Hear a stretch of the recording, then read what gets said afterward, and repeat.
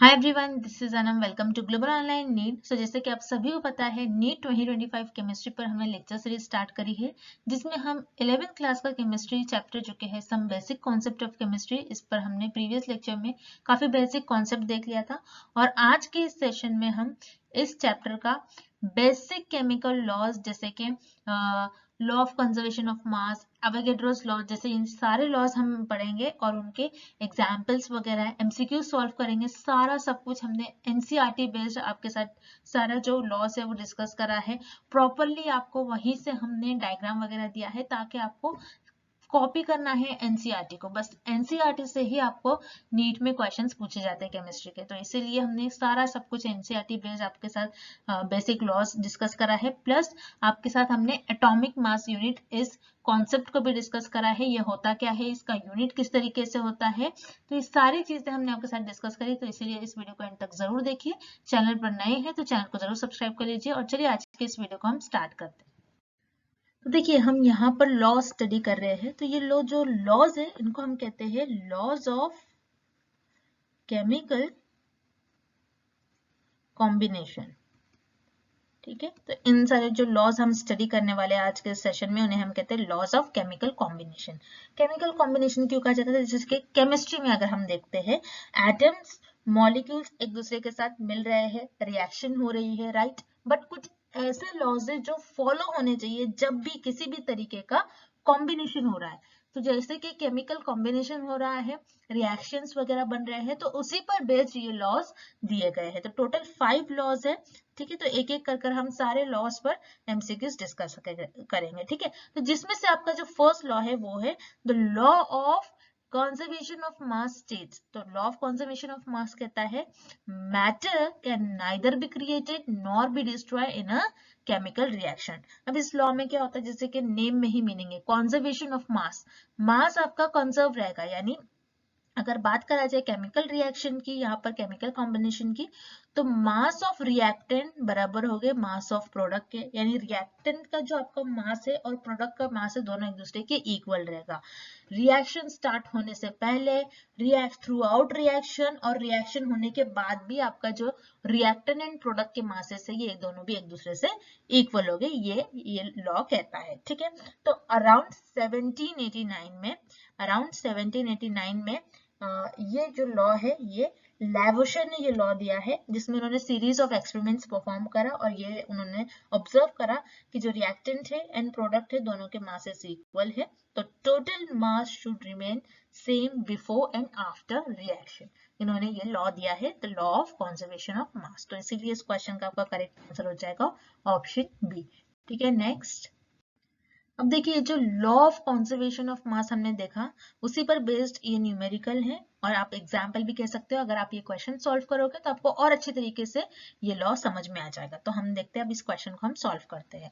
तो क्वेश्चन है 4 grams of hydrogen reacts with some oxygen to make 36 grams of water.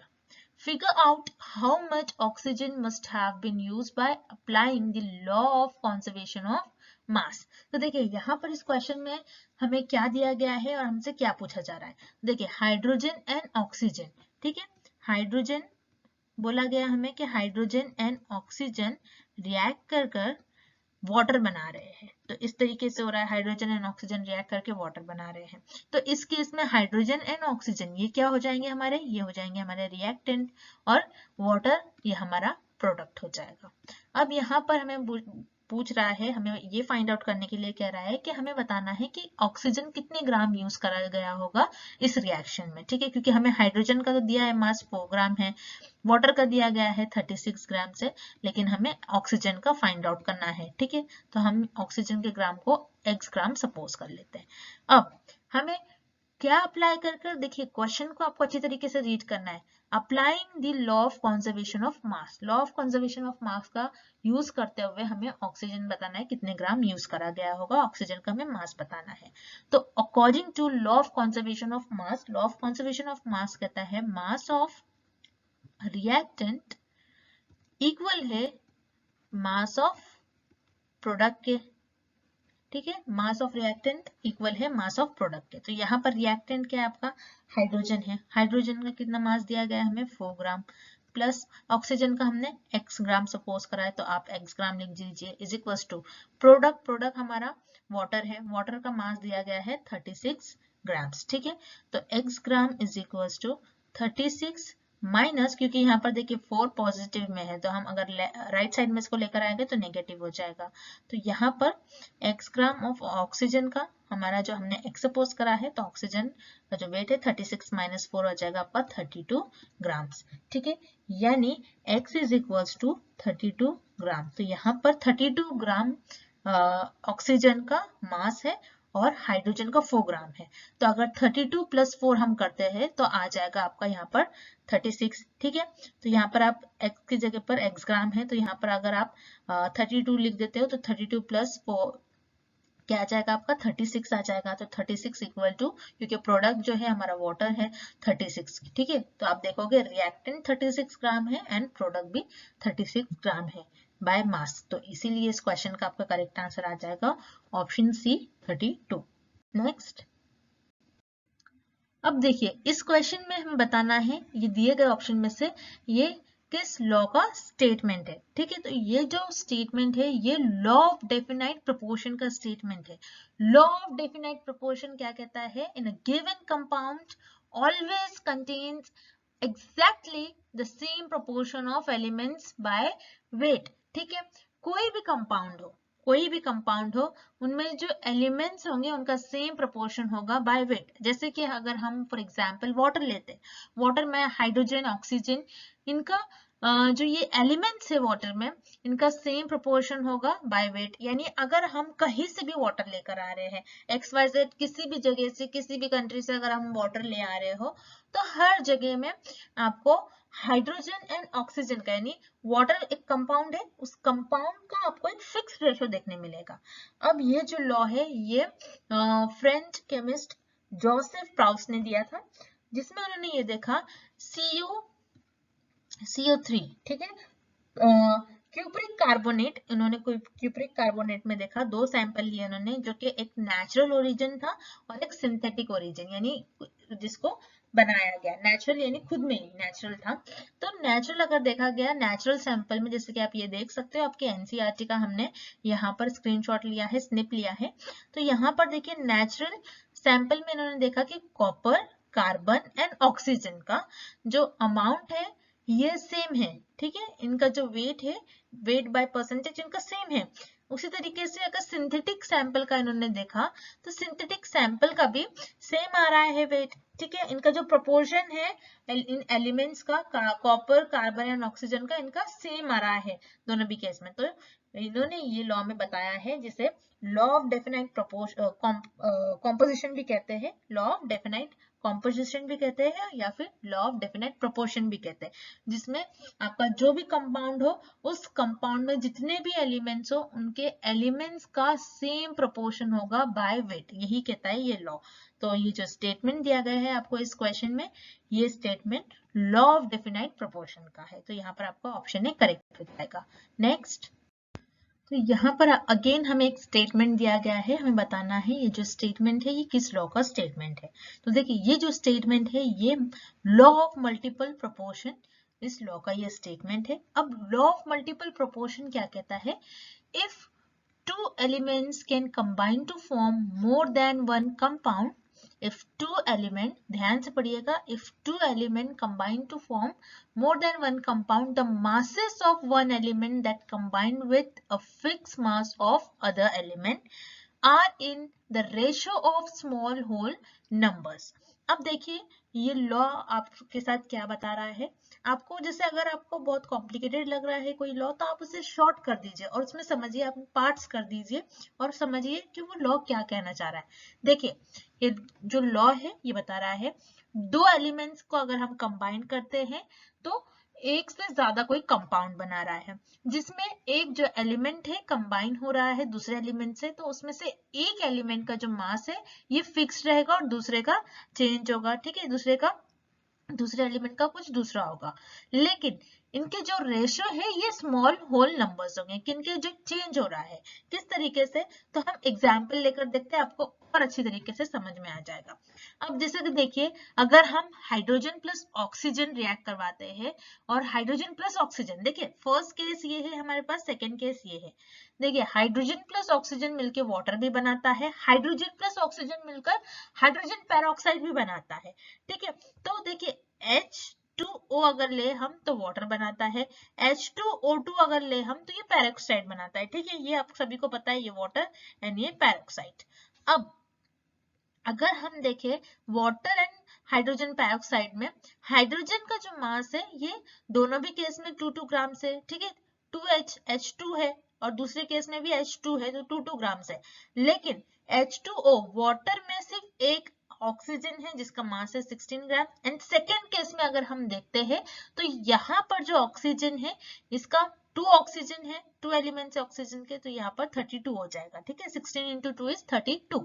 तो इस तरीके से, लेकिन जैसे देखिए ये लॉ क्या स्टेट कर रहा है, 2 एलिमेंट्स है, ठीक है, हाइड्रोजन एंड ऑक्सीजन ये एलिमेंट है, ये कंबाइन करके एक से ज्यादा कंपाउंड बना रहे हैं, वाटर भी बना सकता है, हाइड्रोजन पेरोक्साइड भी बना सकता है, जिसमें से एक जो एलिमेंट है ये एलिमेंट इसका फिक्स रेशियो होगा, सॉरी फिक्स मास होगा, ठीक है, जो कि हाइड्रोजन है, दोनों भी केस में 2 ग्राम है। लेकिन जो दूसरा एलिमेंट होगा उनका मास जो है ये फिक्स्ड नहीं होगा, जिसके ऑक्सीजन का फर्स्ट केस में 16 है एंड सेकेंड केस में 32 है।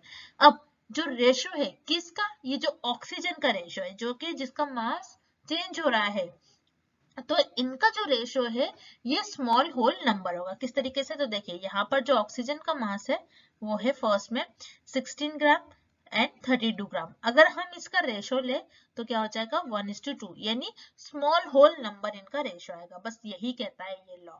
तो ये जो लॉ आपको दिया गया है ये लॉ ऑफ मल्टीपल प्रोपोर्शन का ये स्टेटमेंट है, जो कि डाल्टन ने ये लॉ दिया था 1803 में, ठीक है। Next, The law of multiple proportion is illustrated by the pair of compounds। देखिए इस क्वेश्चन में हमें पूछ रहा है कि दिए गए कंपाउंड में से कौन सा compound law of multiple proportions को फॉलो कर रहा है। अब जैसे कि हमने देखा लॉ ऑफ मल्टीपल प्रोपोर्शन, जैसे हमने प्रीवियस स्लाइड में एग्जांपल देखा, H2O जो कि वाटर था एंड H2O2 जो कि हाइड्रोजन पेरोक्साइड, ठीक है। तो दोनों भी कंपाउंड में सेम एलिमेंट यूज हो रहे थे, hydrogen and oxygen, hydrogen and oxygen. तो लॉ यही कहता है कि जो हम एलिमेंट्स यूज कर रहे हैं, जो एलिमेंट कंबाइन होकर कंपाउंड बना रहे हैं एक से ज्यादा, वो एलिमेंट जो है सेम होना चाहिए, ठीक है। जो भी कंपाउंड बन रहा है सब में एलिमेंट सेम होना चाहिए। तो यही लॉ आपको फॉलो करना है और ये ऑप्शन आपको यहाँ पर देखना है। तो देखिए ऑप्शन ए की तरफ अगर हम चलते हैं, MgOH ट्वाइस एंड MgO, तो देखिए यहाँ पर मैग्नीशियम है, यहाँ पर भी है, ऑक्सीजन भी है, लेकिन यहाँ पर हाइड्रोजन है, लेकिन यहाँ पर हाइड्रोजन नहीं है, तो ऑप्शन ए इनकरेक्ट हो जाएगा। उसी तरीके से option B, water and heavy water, water का फॉर्मूला होता है, मॉलिक्यूलर फॉर्मूला हम लिख लेते हैं H2O, ठीक है। और हेवी वाटर का जो मॉलिक्यूलर फॉर्मूला होगा वो होता है D2O, डी होता है यहाँ पर ड्यूटेरियम, ठीक है। तो ड्यूटेरियम जैसे कि आप सभी को पता है हाइड्रोजन का आइसोटोप होता है, और आइसोटोप जो है ये ड्रॉबैक है लॉ ऑफ मल्टीपल प्रोपोर्शन का, यानी यहाँ पर हाइड्रोजन का, अगर हाइड्रोजन एंड ड्यूटेरियम की अगर हम बात करें तो एटॉमिक नंबर तो सेम है, लेकिन इनके मासेस जो है ये डिफरेंट है। तो इसीलिए यहाँ पर हम ऑप्शन बी को भी नहीं कहेंगे कि ये कंपाउंड जो है law of multiple proportion follow कर रहा है। उसी तरीके से ऑप्शन सी Na सेम है, लेकिन Cl यहाँ पर आ रहा है, यहाँ पर बी आ रहा है, तो ऑब्वियसली यहाँ पर ऑप्शन सी इनकरेक्ट होगा। एंड ऑप्शन डी अगर देखते हैं हम, SO2 and SO3, sodium dioxide and sodium trioxide की अगर हम बात करें तो यस सोडियम फर्स्ट, इसमें यहाँ पर भी सोडियम है, ऑक्सीजन भी है, ठीक है। तो ये जो कंपाउंड है ये आपका फॉलो कर रहा है लॉ ऑफ मल्टीपल प्रोपोर्शन। अगर यहाँ पर सल्फर के मास की बात करा जाए तो सल्फर का मास होता है 32 ग्राम, ऑक्सीजन का 16 होता है। तो अगर हम फर्स्ट केस में SO2 में अगर हम ऑक्सीजन देखें, ऑक्सीजन का मास तो 2 into 16 आ जाएगा, ये हमारी इक्वेशन 1। और SO3 में देखा जाए तो 3 into 16, ये हमारी इक्वेशन 2। अब जैसे कि लॉ ऑफ मल्टीपल प्रोपोर्शन कहता है जो आपके ऐसे एलिमेंट जिनका जो डिफरेंट प्रोपोर्शन में लिया गया है, यानी जिनका जो मास है वो डिफरेंट है। जैसे कि हमने देखा था यहाँ पर H2O में ऑक्सीजन का 16 था लेकिन यहाँ पर 32 हो गया था, ठीक है। तो इस तरीके से इस केस में भी हो रहा है, तो उसको हमें रेशो लेना है। तो अगर हम इक्वेशन 1 को 2 से अगर डिवाइड करते हैं तो आपको क्या मिलेगा, किस तरीके से आपको रेशो मिलेगा SO2 और SO3 का। तो अगर हम देखते हैं 2 × 16 अपॉन 3 × 16, तो 16 कैंसिल हो जाएगा यहाँ पर, तो आपका जो रेशो आ जाएगा ये आ जाएगा 2:3, जो कि एक स्मॉल होल नंबर होता है। तो यही कहता है लॉ ऑफ मल्टीपल प्रोपोर्शन, और इस क्वेश्चन में जो compound law of multiple proportion को फॉलो कर रहा है वो है option D, SO2 and SO3। Next, when gases combines or are produced in a chemical reaction, they do in a simple ratio by volume, provided all gases are at the same temperature and pressure who propose the above law। तो हमें बताना है इस question में ये जो law है ये किसने प्रपोज किया था, तो ये लॉ है गे-लुसैक्स लॉ, हम इसे कहते हैं Gay-Lussac's law of gaseous volume. तो यहाँ पर आपका ऑप्शन सी सही हो जाएगा। लेकिन ये जो लॉ है, ये लॉ क्या कह रहा है, आपको ये लॉ जो है इसका स्टेटमेंट समझना बहुत जरूरी है, इंपॉर्टेंट है। देखिए ये जो लॉ है सिंपल है, आपको बस लेंथी स्टेटमेंट है इसीलिए आपको ऐसा लग रहा है डिफिकल्ट है, लेकिन आप ब्रेक कर कर देखिए। देखिए यहाँ पर हमें दिया गया है कि गैसेस कंबाइन हो रही, इस लॉ में गैसेस वर्ड बहुत इंपॉर्टेंट है, ठीक है, क्योंकि ये लॉ गैसेस पर ही डिपेंड है। तो देखिए व्हेन गैसेस कंबाइन, जब दो गैस कंबाइन हो रहे हैं केमिकल रिएक्शन में, तो उनके जो वॉल्यूम फॉर्म हो रहे हैं, ठीक है, उनके जो वॉल्यूम हो रहे हैं, वॉल्यूम का रेशो एक सिंपल है, ठीक है, उनके वॉल्यूम का जो रेशो है ना, सिंपल रेशो में उनका वॉल्यूम आ रहा है। अब वो जो गैस है उनका गैस का टेम्परेचर एंड प्रेशर सेम होगा। अब किस तरीके से, ये हम एग्जांपल भी लेकर समझते हैं, और अगर आपने अच्छी तरीके से सारे लॉ अभी तक पढ़ा हमने, तो ये जो लॉ है एक तरीके से आपका लॉ ऑफ डेफिनाइट प्रोपोर्शन की तरह ही है। लॉ ऑफ डेफिनाइट प्रोपोर्शन में जैसा हमने मास देखा था, मासेस वहां पर रेशो हम मासेस का लेते हैं और यहाँ पर वॉल्यूम का ले रहे हैं, बस इतना ही फर्क है इस लॉ में। अब देखिए यहाँ पर जैसे कि ये एग्जाम्पल लिया है हमने आपके लिए ताकि आपको और अच्छी तरीके से समझ में आ जाए। अब देखिए, अब यहाँ पर हमने 100 ml हाइड्रोजन लिया है, हाइड्रोजन गैस का वॉल्यूम लिया है, एंड ऑक्सीजन गैस ली है। जैसे कि यहाँ पर आपको दिया गया है स्टेटमेंट में गैसेस कंबाइन, तो यहाँ पर हमने गैसेस ली है हाइड्रोजन ऑक्सीजन। हाइड्रोजन का वॉल्यूम है 100 ml हमने रखा है, ऑक्सीजन का 50 ml, जो कि एक वाटर वेपर बना रहा है, जो कि यहाँ पर फॉर्म हो रहा है 100 ml वाटर वेपर। अब यहाँ पर जो इनके वॉल्यूम है यानी गैसेस के वॉल्यूम है उनका रेशो, ठीक है, गैसेस के वॉल्यूम का ratio at constant temperature and pressure. तो गैसेस का वॉल्यूम का रेशो किस तरीके से है कि देखिए जैसे कि 100/50 अगर हम करोगे तो 2:1 रेशो आएगा। तो ये जो है इन सिंपल रेशो आ रहा है इनके वॉल्यूम का, तो 2:1 ये रेशो में, बस इतना ही ये लॉ कह रहा है। तो देखिए जैसा हमने ये लॉ समझा है, बस वॉल्यूम के साथ गैसेस के वॉल्यूम के साथ ही ये रेशो बता रहा है कि सिंपल रेशो है इनके वॉल्यूम का, ठीक है। तो ये जो लॉ है ये Gay-Lussac's law of gaseous volume, इस लॉ को कहा जाता है। Next, equal volume of all gases when measured at the same temperature and pressure contain an equal number of particles who propose the above law। तो हमने बताना है ये जो लॉ है ये किस साइंटिस्ट ने प्रपोज करा था। तो ये जो लॉ है ये एवोगैड्रोस लॉ है, बहुत इंपॉर्टेंट है एवोगैड्रोस लॉ, काफी बार एग्जामिनेशन में आपको बोर्ड एग्जामिनेशन में भी क्वेश्चन पूछे जाता है इस पर।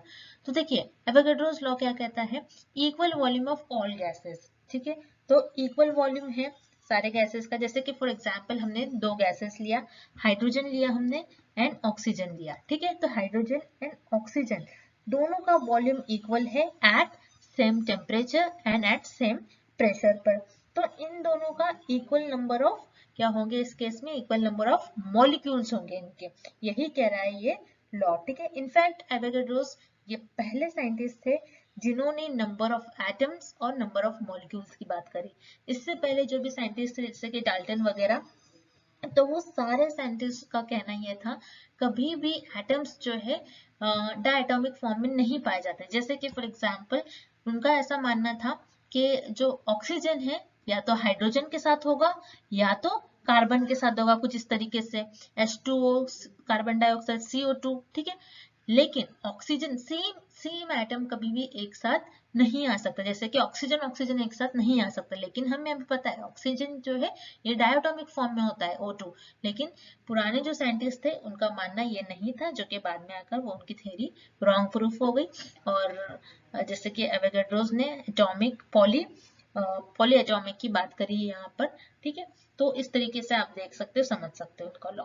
अब देखिए लॉ पर आते हैं, तो लॉ कह रहा है यहाँ पर कि इक्वल नंबर ऑफ गैसेस, ठीक है। तो हम ये इसको जो हमने जो स्टेटमेंट लिया था वो हम फिगर से समझते हैं, जो कि आपके एनसीईआरटी में है, ताकि आपको और अच्छी तरीके से समझ में आ जाए। तो यहाँ पर देखिए, जैसे 1 वॉल्यूम ऑफ हाइड्रोजन हमने एक कंटेनर में लिया, ठीक है, hydrogen gas, then 1 volume of again hydrogen gas plus 1 volume of oxygen gives water vapour of 2 volumes. तो देखिए यहाँ पर कहने की बात है, ये जो हमारे गैसेस है, सारे गैसेस, इन सारे का इक्वल वॉल्यूम लिया हमने, 1 वॉल्यूम 1 वॉल्यूम और 1 वॉल्यूम एट कांस्टेंट और at same temperature and pressure पर। तो इस केस में इनके जो ये जो सारे गैसेस है, इनके सारे गैसेस के इक्वल नंबर ऑफ मॉलिक्यूल्स हो जाएंगे, यही कहना है एवोगाड्रोस लॉ का। और आगे जाकर हम काफी इस लॉ का यूज करके काफी मोर कॉन्सेप्ट वगैरह भी स्टडी करेंगे। फॉर नाउ ये जो स्टेटमेंट है और ये जो लॉ है ये एवोगाड्रोस लॉ होता है, तो इसीलिए ऑप्शन सी आपका यहाँ पर करेक्ट हो जाएगा। Next, What is the ratio by mass of carbon and oxygen in carbon dioxide? देखिए इस क्वेश्चन में हमसे क्या पूछ रहा है, कार्बन डाइऑक्साइड में कार्बन एंड ऑक्सीजन के मासेस का हमें रेशो बताना है। बहुत सिंपल क्वेश्चन है, स्ट्रेट फॉरवर्ड क्वेश्चन है। इस क्वेश्चन को फाइंड आउट करने के लिए, और सॉरी इस क्वेश्चन को सॉल्व करने के लिए आपको कार्बन डाइऑक्साइड का फॉर्मूला पता होना चाहिए। देखिए कार्बन डाइऑक्साइड, तो कार्बन डाइऑक्साइड जो कि आपको पता है, जो कि हम ह्यूमन बीइंग इसे एक्सेल करते हैं एंड प्लांट्स जो है इसे इनहेल करते हैं, ठीक है। तो कार्बन डाइऑक्साइड का मॉलिक्यूलर फॉर्मूला आपको पता होना चाहिए, जो कि होता है CO, ठीक है। तो फर्स्ट स्टेप है कि आपको जो भी आपको कंपाउंड दिया है उसके एलिमेंट्स आपको आइडेंटिफाई करना है। तो कार्बन डाइऑक्साइड है CO2, जिसमें कार्बन का एटॉमिक मास आपको पता होना चाहिए, जो कि 12 होता है, एंड ऑक्सीजन का एटॉमिक मास जो है ये 16 होता है। तो आप किस तरीके से करोगे, स्टेप 2 आपको रेशो इनका कैलकुलेट करना है। तो रेशो किस तरीके से कैलकुलेट करोगे, कार्बन एंड ऑक्सीजन का कार्बन डाइऑक्साइड में, CO2 is equals to carbon का 12 है तो 12 लिखिए इस 2, ठीक है। हम यहाँ पर रेशो ले रहे हैं तो इसलिए इस 2 आएगा। देखिए ऑक्सीजन में, ऑक्सीजन डायटोमिक फॉर्म में है यहाँ पर, तो इसलिए 16 इंटू 2 लिख देंगे हम। तो 12 इज 2, 16 इंटू 2 होता है आपका 32। तो देखिए 4 3s are 12 and 4 8s are 32। तो यहाँ पर आपका जो रेशो आएगा वो आएगा 3:8। तो इसीलिए इस क्वेश्चन का आपका जो करेक्ट आंसर हो जाएगा ये हो जाएगा ऑप्शन ए, ठीक है। कार्बन डाइऑक्साइड में कार्बन एंड ऑक्सीजन के मासेस का रेशो है 3:8, ठीक है। Next, AMU is a unit of, ठीक है। तो यहाँ पर AMU का हमें यूनिट बताना है। AMU क्या होता है, एटॉमिक मास यूनिट होता है, ठीक है। तो बहुत सिंपल क्वेश्चन है। अगेन यहाँ पर आपके जो ये some basic concept of chemistry, तो ये नाम ही है चैप्टर का, तो ये बेसिक कॉन्सेप्ट यहाँ पर इन्होंने सारे कवर करा है। तो कुछ बेसिक कॉन्सेप्ट है, इसके बाद हम मेन टॉपिक पर भी आएंगे। तो देखिए यहाँ पर AMU होता है एटॉमिक मास यूनिट, और इसका यूनिट होता है मास, ठीक है। अब देखते हैं डिटेल में कि ये होता क्या है। देखिए atomic mass is the mass of an atom. Atom का जनरली हम मास देखते हैं यहाँ पर। तो SI unit of mass is kilogram, ठीक है। मास का अगर हम SI यूनिट देखें तो किलोग्राम होता है, ठीक है। SI क्या होता है, सिस्टम इंटरनेशनल यूनिट होता है, और मास का होता है kilogram. Non SI unit Dalton, where 1 Dalton is defined as 1/12 of the mass of single carbon 12 atom. तो देखिए जैसे कि कार्बन के आइसोटोप्स वगैरह होते हैं, और जैसे फॉर एग्जांपल जैसे AMU का अगर थ्योरी की बात करा जाए, डाल्टन एटॉमिक थ्योरी की बात करा जाए, तो डाल्टन ने जैसे कोई भी एलिमेंट है उसको हम एज अ रेफरेंस कर कर हम मानते हैं कि ये हमारा इस मास के अकॉर्डिंग हम सारे एटम्स के हम मास डिसाइड करेंगे। तो जो मास जिस एटम का डिसाइड करा गया, क्योंकि एक ना एक डिसाइड करना था, चाहे वो हाइड्रोजन हो सकता है, चाहे वो कार्बन हो सकता है, चाहे वो ऑक्सीजन हो सकता है, इसलिए स्टैंडर्ड जो है एक जो एटम लिया गया वो है सिंगल कार्बन एटम, जिसे कार्बन 12 एटम कहते हैं, जिसका मास 1/12 होता है, ठीक है। देन यहाँ पर atomic mass unit tells the mass of one mole of a given element or molecule in a gram. Generally atomic mass unit क्या बताता है कि कोई भी एक एलिमेंट या फिर मॉलिक्यूल जो कि ग्राम में है उसका वन मोल का मास बताता है जनरली। तो यही होता है आपका एटॉमिक मास यूनिट, जिसका यूनिट होता है मास। ठीक है, तो यहाँ पर आपका ऑप्शन में करेक्ट हो जाएगा। Next, atomic mass unit U is equivalent to dash the mass of isotope carbon 12। ठीक है, तो देखिए यहाँ पर हमें इस क्वेश्चन में बताना है एटॉमिक मास यूनिट किसके इक्विवेलेंट होता है। तो देखिए एटॉमिक मास यूनिट जो है 1/12 होता है। ठीक है, equivalent to 1/12 the mass of carbon isotope carbon 12। ठीक है, C12। यहाँ पर देखिए इस फिगर में हम देखते हैं कि एटॉमिक मास यूनिट क्या होता है। जैसे कि हमने देखा एटॉमिक मास यूनिट जो मास को बताता है। ठीक है, अब यहाँ पर एटॉमिक मास यूनिट जो है यहाँ पर ये कार्बन है। ठीक है, ये कार्बन का यहाँ पर ये बताता है कार्बन का मास जो है 1/12 ऑफ मास ऑफ कार्बन। ठीक है, तो since 1 mole of carbon atom का जो 1 मोल अगर हम कार्बन एटम ले रहे हैं तो उसका मास होगा 12। ठीक है, तो 1 मोल ऑफ एटम्स में हमें पता है कितने नंबर होते हैं, एवोगाड्रोस नंबर जितने, जो कि होता है 6.022 × 10⁻23 एटम्स। अब अगर बात करा जाए वो 1 U की, ठीक है, यानी एटॉमिक मास यूनिट जो है 1/12 होता है कार्बन एटम का, तो 1 मोल अपॉन 6.022 × 10⁻23। अगर आप इसे सॉल्व करोगे तो आपका आंसर आ जाएगा 1.66 × 10⁻24 ग्राम्स। ठीक है, तो कई कई बार आपको ये वैल्यू भी पूछी जा सकती है एग्जामिनेशन में, या फिर डायरेक्टली इस तरीके से आपको स्ट्रेट फॉरवर्ड भी क्वेश्चन कई कई बार बोर्ड एग्जामिनेशन में भी पूछा जा सकता है। तो ठीक है, तो इस क्वेश्चन का आपका करेक्ट आंसर हो जाएगा option B 1/12। That's it. I hope कि ये लेक्चर आपके लिए काफी हेल्पफुल रहा है। इसी तरीके से इंटरेस्टिंग वीडियो देखने के लिए आपको हमारे चैनल को सब्सक्राइब करना है, और जो हमारे कुछ कॉन्सेप्ट बचे हुए हैं हम आगे आने वाले सेशंस में भी कवर करेंगे। And thank you for watching this video.